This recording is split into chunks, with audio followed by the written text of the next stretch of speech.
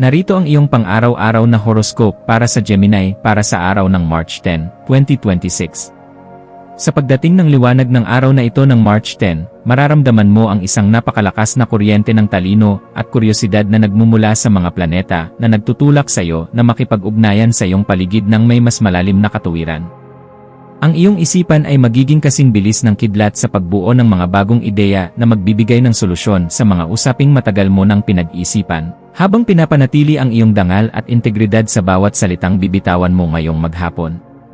Huwag kang matakot na magsalita at ibahagi ang iyong mga pananaw dahil ang kislap ng iyong galing sa komunikasyon ay magsisilbing tulay upang maunawaan mo ang mga misteryo ng buhay na nagbibigay ng bagong sigla sa iyong pagkatao sa bawat sandali ng iyong pakikipagsapalaran. Pagdating sa iyong karera at mga tungkulin sa trabaho, ang petsang ito ay nagdadala ng isang mahalagang pagkakataon kung saan ang iyong husay sa paggawa ng maraming gawain ng sabay-sabay ay lubos na mapapahalagahan ng iyong mga nakatataas at kasamahan sa opisina. Mapapansin nila ang iyong mabusising paraan ng pagpapaliwanag sa mga komplikadong proyekto na hindi isinasakripisyo ang kalidad at ang bilis ng daloy ng impormasyon. Kaya asahan ang isang positibong balita tungkol sa isang negosasyon o isang paglalakbay na magpapataas ng iyong antas. Huwag kang mag-atubiling gamitin ang iyong talino sa pagbuo ng mga estratehiya sa pakikipag-ugnayan dahil ang iyong kakayahan sa sining ng panghihikayat ay sadyang kailangan upang mapanatili ang produktibidad at ang masayang atmosfera sa inyong buong pangkat sa trabaho. Sa usaping pananalapi, ang araw na ito ay humihingi ng isang matalinong pagsusuri sa iyong mga nagawang budget upang masiguro na ang bawat bahagi ng iyong kita ay nailalagak sa mga bagay na nagbibigay ng tunay na kalayaan para sa iyong kinabukasan at hindi lamang sa mga panandaliang hilig. Maaaring may lumitaw na oportunidad para sa isang investment na may kinalaman sa teknolohiya, edukasyon, o sa pagpapalitan ng mga serbisyo. Ngunit kailangan mong maging mabusisi sa bawat dokumento at maliit na letra bago mo ibigay ang iyong buong tiwala. Ang pagiging masinop sa iyong mga gastusin at ang paglalaan ng sapat na halaga para sa iyong mga pangarap na nangangailangan ng karunungan ay magbibigay sa iyo ng ganap na kagaanan sa loob ng iyong puso at katiyakan na ang iyong yaman ay nasa matatag na kalagayan. Ang aspeto ng pag-ibig at pakikipag-ugnayan para sa Gemini ay nasa isang yugto ng masayang pagtuklas at intelektual na koneksyon, kung saan ang iyong puso ay naghahangad ng isang relasyon na puno ng kislap ng talino at sapat na kalayaan na maging sarili. Ang pagpapakita ng iyong pagmamahal sa pamamagitan ng pakikipagpalitan ng mga nakakaaliw na kwento o ang simpleng pakikipagtawanan sa iyong katuwang tungkol sa mga bagay na inyong natututunan ay lalong magpapatatag sa inyong ugnayan sa bawat sandali ngayong araw. Para sa mga naghahanap pa ng makakasama, ang iyong masayahin at mapaglarong aura ay magsisilbing magnet para sa mga taong naghahangad ng isang partner na may matibay na paninindigan at marunong magpahalaga sa tunay na ganda ng isang matalinong usapan. Ang iyong kalusugan ay dapat maging isa sa iyong mga pangunahing prioridad sa pamamagitan ng pagbibigay ng sapat na atensyon sa iyong mga baga, kamay, at balikat na maaaring makaramdam ng pagod dahil sa iyong walang tigil na pakikipag-ugnayan at pagkilos. Ang iyong katawan ay humihiling ng sapat na pahinga at paghinga ng malalim upang mapanatili ang iyong ningning habang tinatapos mo ang iyong mga mabusising gawain ng may sapat na katuwiran at pokus sa bawat detalye. Ang pagsasagawa ng mga ehersisyong nagpapalakas ng iyong koordinasyon, gaya ng yoga, o ang simpleng paglalakad habang nakikinig sa isang podcast na nagbibigay ng inspirasyon ay makakatulong upang mailabas ang mga negatibong vibes at mapalitan ito ng sariwang enerhiya na magpapatibay sa iyong sistema.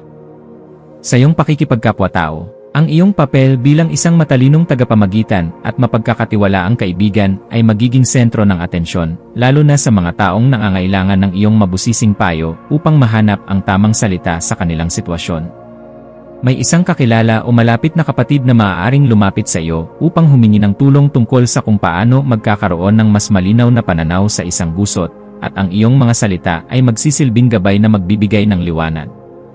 Maging mapagmasid sa bawat pakikipag-usap dahil ang bawat impormasyon na iyong ibabahagi ay nagtataglay ng kapangyarihan na makapagpabago ng damdamin ng iba nang may sapat na paggalang sa kanilang sariling kakayahan at kalayaan sa bawat desisyong gagawin. Ang iyong malikhaing isipan ay magkakaroon ng pambihirang kislap sa hapon, lalo na sa mga gawaing may kinalaman sa pagsusulat, paggawa ng nilalaman sa social media, o anumang paraan ng pagpapahayag na nagpapakita ng iyong pagiging mabusisi sa sining ng wika. Huwag mong limitahan ang iyong sarili sa mga nakagawiang estilo lamang, bagkus ay subukan ang mga makabagong pamamaraan na magpapakita ng iyong galing habang pinapanatili ang kalidad at dangal ng iyong mga gawa para sa iyong sariling kaganapan. Ang pagbuo ng isang bagay na may layuning magbigay ng impormasyon at saya sa pakiramdam ng marami ay nagbibigay sa iyo ng ganap na tagumpay na sadyang napakahalaga para sa iyong emosyonal na pag-unlad bilang isang mahusay na tagapaghatid ng mensahe. Para sa pamilya, asahan ang isang kaganapan sa loob ng tahanan na mangangailangan ng iyong pagiging mahinahon upang maging maayos ang takbo ng inyong samahan sa kabila ng mga posibleng maliliit na usapin tungkol sa inyong mga opinyon o mga nakaplanong biyahe. Ang iyong presensya ay magbibigay ng kagaanan dahil kaya mong magpaliwanag sa paraang madaling intindihin at may sapat na pagkilala sa nararamdamang pangangailangan ng bawat miyembro ng iyong pamilya sa bawat oras ng inyong pagsasama. Maging mapagpatawad sa mga pagkukulang ng iyong mga mahal sa buhay at maging isang gabay na laging handang tumulong sa pag-aayos ng anumang aberya. Dahil ang matatag na pundasyon sa loob ng tahanan ang tunay mong sandigan sa bawat hamon na inyong haharapin. Ang iyong intuwisyon ay magsisilbing isang matalas na kumpas sa pagpapasya tungkol sa isang bagong oportunidad na may kinalaman sa iyong personal na paglago o sa pagpapaganda ng iyong sariling kasanayan sa pakikipag-ugnayan sa mga taong may malalim na karanasan. Kung may nararamdamang udyok na bumili ng mga bagong kagamitan para sa iyong komunikasyon o mag-aral ng isang maikling kurso na magdadala ng higit na katalinuhan sa iyong paligid, gawin ito ngayon dahil ang daloy ng enerhiya ay pabor sa mga bagong simula. Ang iyong panloob na boses ay malakas na nagpapaalala na handa ka na para sa isang mas mataas na antas ng kaganapan sa iyong pagkatao. Kaya pakinggan ito, at huwag hayaang ang mga alinlangan ay humadlang sa iyong asenso patungo sa tagumpay. Sa aspeto ng edukasyon at pagkuha ng karunungan, ang iyong isipan ay magiging kasing talas ng isang kidlat na handang unawain ang bawat komplikadong impormasyon upang mahanap ang pinakaugat ng katotohanan sa iyong mga pinag-aralan ngayong araw. Gamitin ang panahong ito upang magbasa ng mga materyales na magpapalawak ng iyong pangunawa sa mga usaping may kinalaman sa media, sining, o sa mga paraan ng wastong pamumuhay dahil ang mga ito ay sadyang makakatulong sa pagpapabuti ng iyong disposisyon. Ang bawat impormasyon na iyong matututunan ay magsisilbing hiya sa iyong isipan, kaya huwag kang titigil sa paghahanap ng liwanag hanggang sa marating mo ang ganap na kalinawan na iyong matagal nang hinahanap para sa iyong seguridad at katarungan. Iwasan ang pagiging masyadong mabilis magbigay ng pangako na hindi mo lubos na nasusuri upang hindi ka makagawa ng pader na maglalayo sa iyo sa mga bagong pagkakataon na maaaring magpabilis sa iyong pag-unlad sa bawat sandali ng iyong pagkilos. Ang pagpapanatili ng isang balanse sa pagitan ng iyong pagiging madaldal at ng iyong pagiging mahinahon sa pakikinig sa damdamin ng iba ay isang kasanayan na dapat mong pagtuunan ng pansin ngayong araw upang mas lalo kang irespeto ng lahat. Ang pagpili sa kung ano ang nakakabuti sa iyong pangmatagalang mithiin nang hindi isinasakripisyo ang iyong mga prinsipyo ay magbibigay sa iyo ng mas mabilis na resulta at mas malalim na kagalakan sa bawat sandali ng iyong pakikipagsapalaran sa mundong ito. Ang iyong espiritual na aspeto ay nangangailangan din ng pagkalinga sa pamamagitan ng paghahanap ng sandali ng katahimikan sa gitna ng iyong abalang schedule upang muling makakonekta sa iyong panloob na lakas na nagbibigay ng direksyon sa iyong buhay. Ang pagninilay-nilay tungkol sa iyong mga tunay na hangarin ay magbibigay sa iyo ng sagot kung bakit kailangan mong maging matatag at kung paano mo magagamit ang iyong talino para sa kabutihan ng iyong sarili at ng iyong kapwa. Ang pagpapasalamat sa bawat biyaya, maliit man o malaki, na iyong natatanggap ay magbubukas ng pinto para sa mas marami pang milagro. Kaya panatilihin ang iyong integridad at ang iyong pagiging marangal sa lahat ng pagkakataon na ibinibigay sa iyo sa maghapon habang ikaw ay gumagawa. Maging mapagmasid sa mga dokumento, email, o mga mensaheng iyong matatanggap ngayong hapon, lalo na ang mga may kinalaman sa iyong mga plano sa hinaharap o mga teknikal na usapin sa trabaho, at siguraduhin na naintindihan mo ang bawat detalye bago ka magbigay ng iyong pagsang-ayon. Ang paghingi ng payo sa mga taong may sapat na karanasan o sa iyong mga mentor ay isang matalinong hakbang na dapat mong gawin upang maprotektahan ang iyong mga interes at ang iyong pinaghirapan sa loob ng mahabang panahon.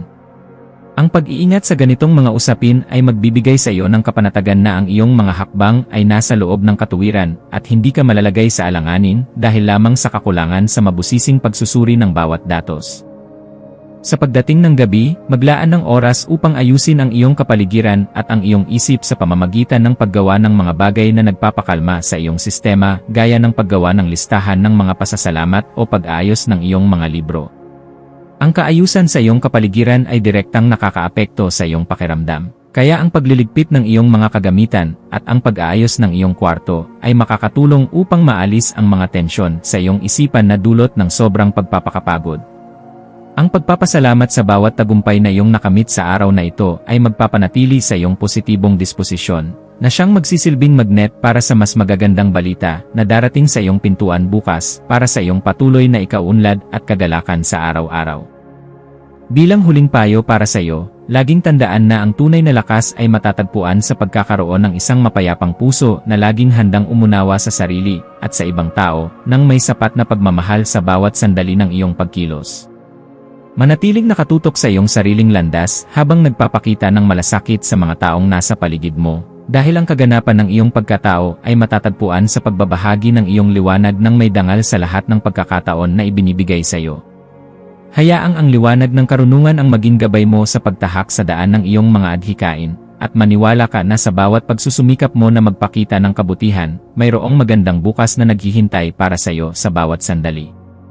Ang iyong mga maswerteng numero para sa araw na ito ay 3, 5, at 19. Ang iyong maswerteng kulay ay dilaw o mapusyaw na asul na sumisimbolo sa talino at komunikasyon. At ang maswerteng gawain para sa araw na ito ay ang pag-aaral ng isang bagong salita, ang mabusising pag-aayos ng iyong mga contact list, o ang pagsulat ng isang liham para sa isang kaibigan upang muling mahanap ang iyong kagalakan at sigla sa buhay.